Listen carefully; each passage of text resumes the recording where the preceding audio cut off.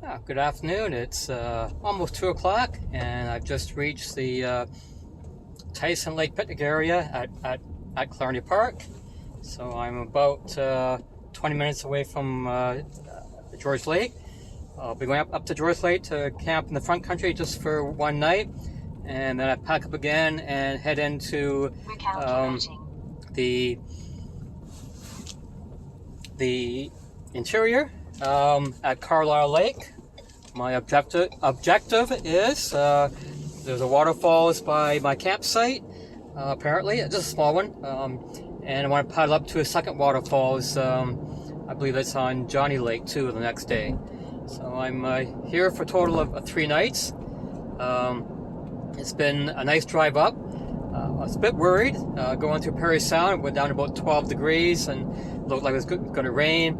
And I was thinking of it's 12 degrees now, it'll be like 8 or 7 degrees overnight, and I wouldn't pack for that. But it's 17 degrees out now. It's still cloud, but no rain. That's good. Just heading down Highway 637. Just as everybody knows, my big thing is waterfalls. There are 3 nice waterfalls on the road coming into here, and 2 more once you hit the park and you go on one of the trails. Another area for camping here is Point Grandine First Nation Park. I was there I think about 3 years ago. They have about 15 or 18 sites you can paddle to. They have hiking sites, 2 waterfalls there, and this year they have some camping open if you're just in your car.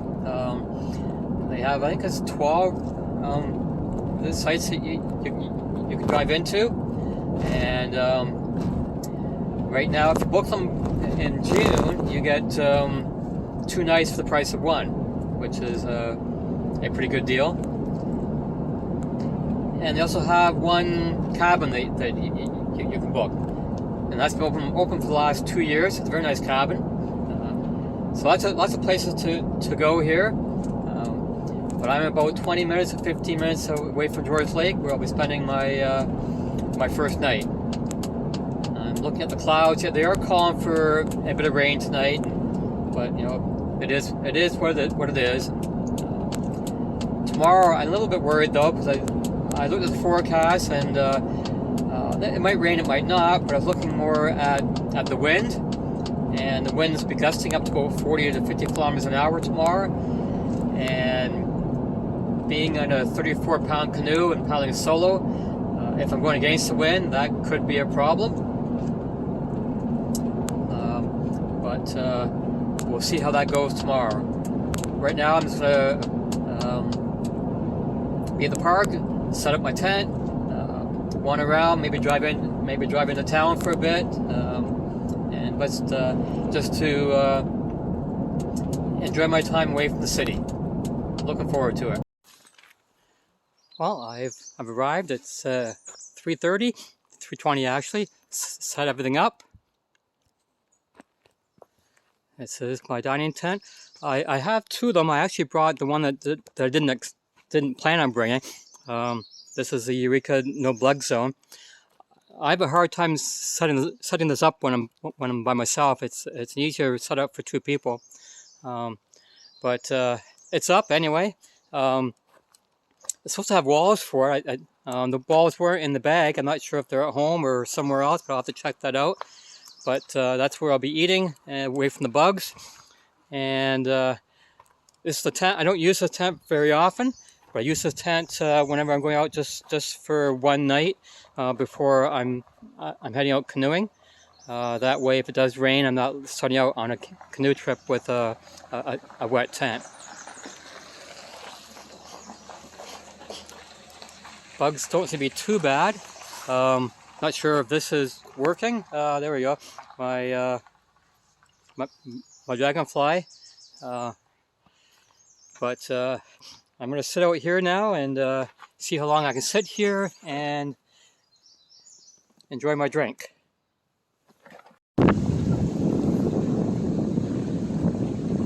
This is George Lake. No bugs down here because it's windy.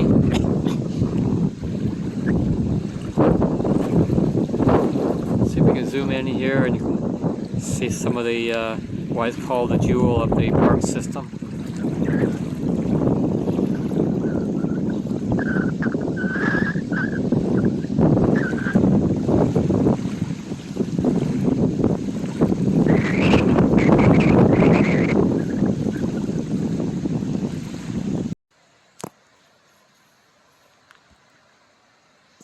I came down here to visit the waterfalls.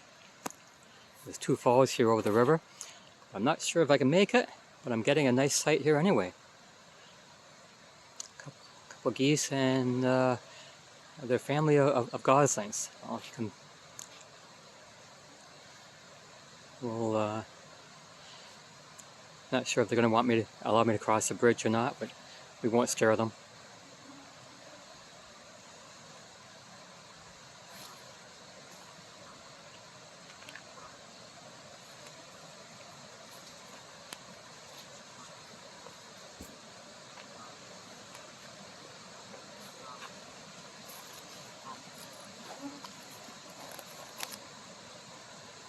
I think I should put a bit more bug spray on.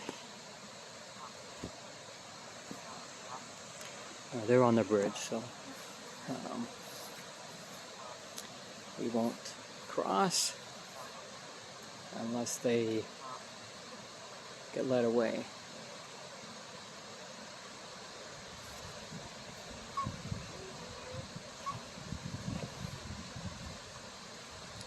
She's leading them away.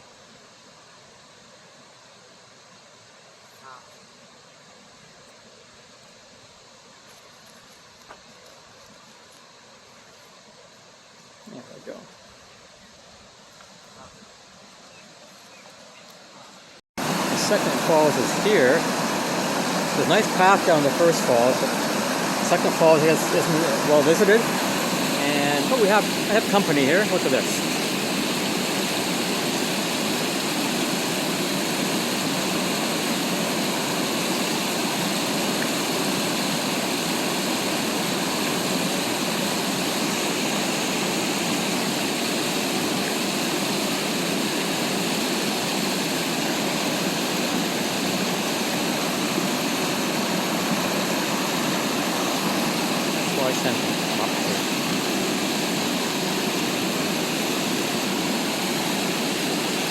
The young ones watch the struggle to get up.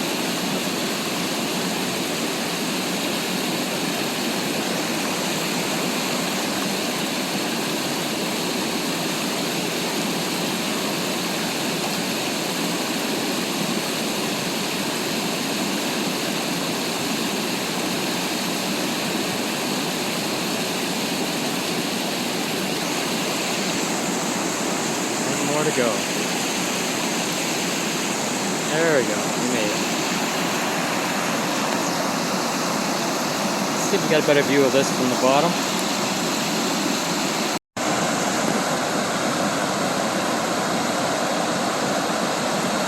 Actually, of the 2 falls, the upper and the lower, the lower falls is more spectacular, but it's not very visited as often. You can see that as I saw there is no clear path to it. But as my friend Mark is fond of saying, if there's one falls to spot, there could be more. So walk up and downstream and search.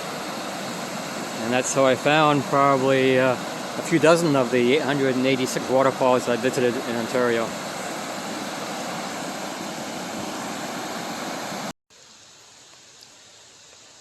Walking back to the woods, there's a lot of bunchberries out. That's what these white flowers are. They're edible, mildly acidic, if I recall.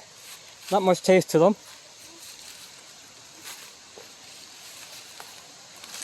As you can see, there is no trail going to the lower falls.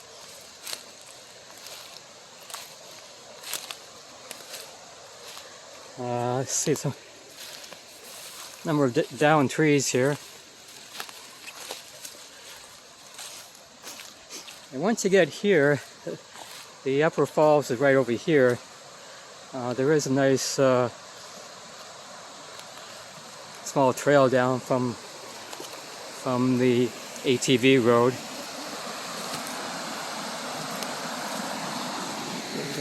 Right here. Let's see how the view is from over here. Let's go down here.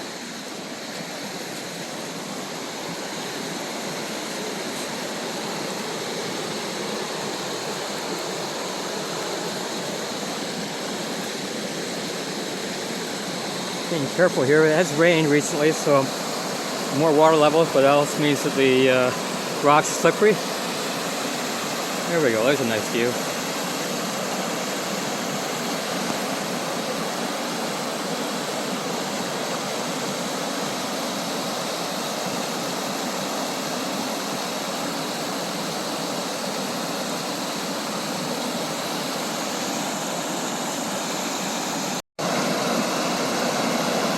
Yep, I should have put on more bug spray.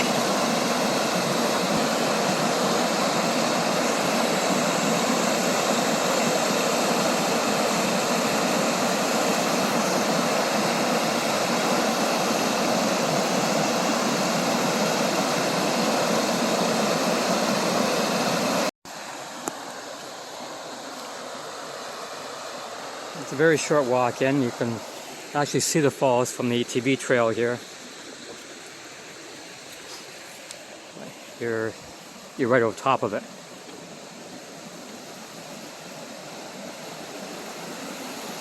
Been here in the spring, I've been here in the summer, and I've been here in the fall. This is always a nice stop. There's your view from the bridge.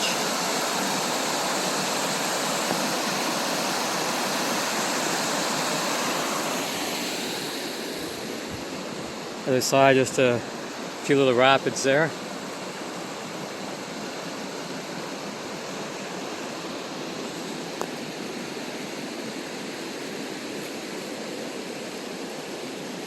And yeah, there's a nice breeze now. This evening a breeze will be nice because it'll keep the bugs away. As the gentleman at the store said when I commented on how windy it was, he said, "Yep, it keeps bugs away," and I agree. I don't know if you could drive down here. Obviously, you could easily drive to the bridge. I'm not sure if the bridge is designed to hold a car, though. But I parked over here, making sure that there's enough room for anybody an ATV or anybody that might be up there to get out. It's a 2-minute walk.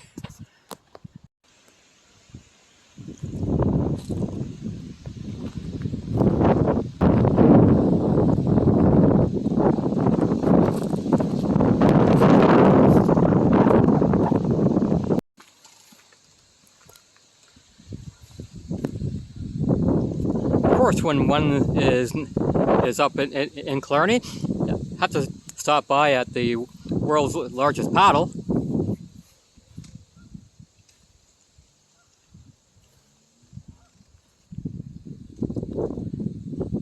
Now that's a paddle. How big would the actual canoe be?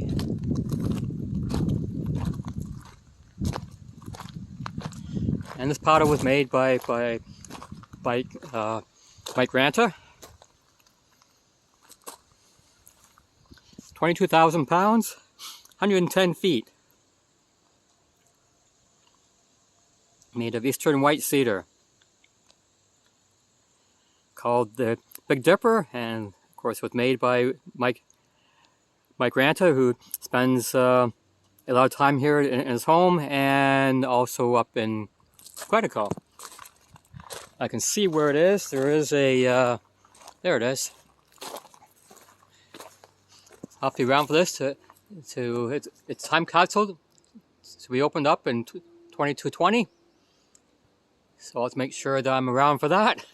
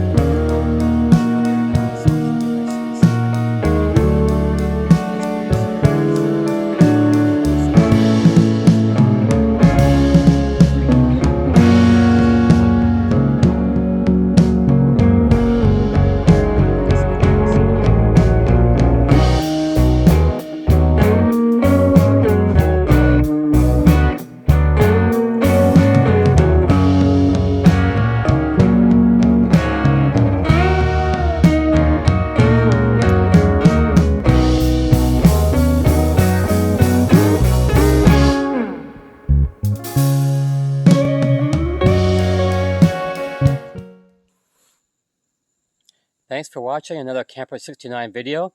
I really appreciate it, and I appreciate any comments that you leave.